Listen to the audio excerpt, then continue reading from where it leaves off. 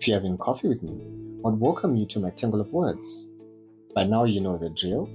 Make yourself at home, put your feet up. The Wi-Fi password is you have to read my blog first. No spaces. Having Starlink internet has revolutionized internet uptake in Zim.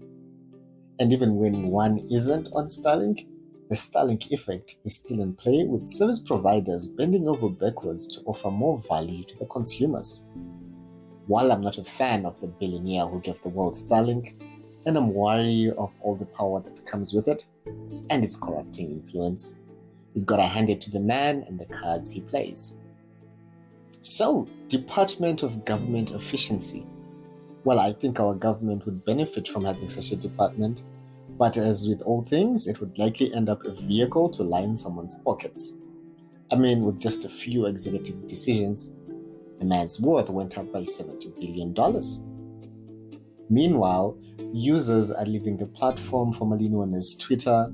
According to media reports, since the US elections, over 1 million new signups have been registered on the Blue Sky platform, a Fediverse decentralized social network created by Jack Dorsey, a former Twitter CEO. If you're having coffee with me, I'll tell you that I joined Blue Sky back when you needed exclusive invite codes from existing users who only got a limited number of periodic invitations. This was when Mr. Musk had just acquired Twitter and people were jumping ship. Anyway, you can still find me on Blue Sky as Python M5.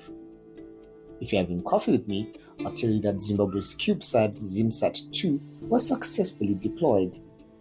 Looking at some of the things it can potentially do, one can see how other countries have been several steps ahead, from agricultural monitoring to urban mapping and geological surveys classifying potential minerals.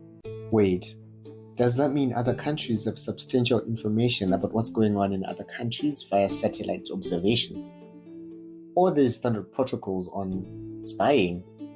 Maybe I watch too much espionage stuff. And our government is preoccupied with licensing WhatsApp groups that collect personal identifiable information to have registered and trained data protection officers. Anyway, so far, the only cool thing ZimSat-2 has done is to broadcast the Zimbabwean flag and national anthem. Talk about raising the Zimbabwean flag high as our country joins the elite group of countries with space interests. You can track its location via sat-nogs. And while we're busy looking to the heavens, I can imagine how a view of Zimbabwe at night from a bird's eye might probably look like darkness. Remember those power blackouts we get? Well, they got a lot worse and go anything from 24 to 72 hours without electricity. The power utility company says it's because of depressed power generation due to a fault at the Wange Thermal Power Station and low water levels at Kariba Dam. If you're having coffee with me and were a regular visitor, you might point out that wasn't this the same thing we said the other time, the time before that, the time before that? Either they're bad at maintaining the power station or there's more to the story. Also, I recently saw a concerning article on how the power utility company, ZESA Holdings, owes $43 million to Wange Electrical Supply Company, HESCO, for unpaid power supplied, which could result in a shutdown in operations and more power crisis. Could this be why we're having more hours of load shedding? HESCO is jointly owned by Zimbabwe Power Company, which has 64% shareholding, and Sino-Hydro Corporation of China holding the remaining 36%. But the bulk of unpaid debt seems to be for the Sino-Hydro Corporation, which leaves one wondering what kind of deal was signed up for that power plant to be commissioned.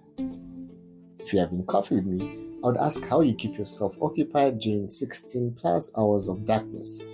Or for starters, you crack a joke and laugh. Then you use your wireless earphones to make some art and make a terrible pun about the Nail Clipper Symphony in Step Minor played on the Grand Clipper. What's been going on in your neck of the woods? Any sketchy thoughts?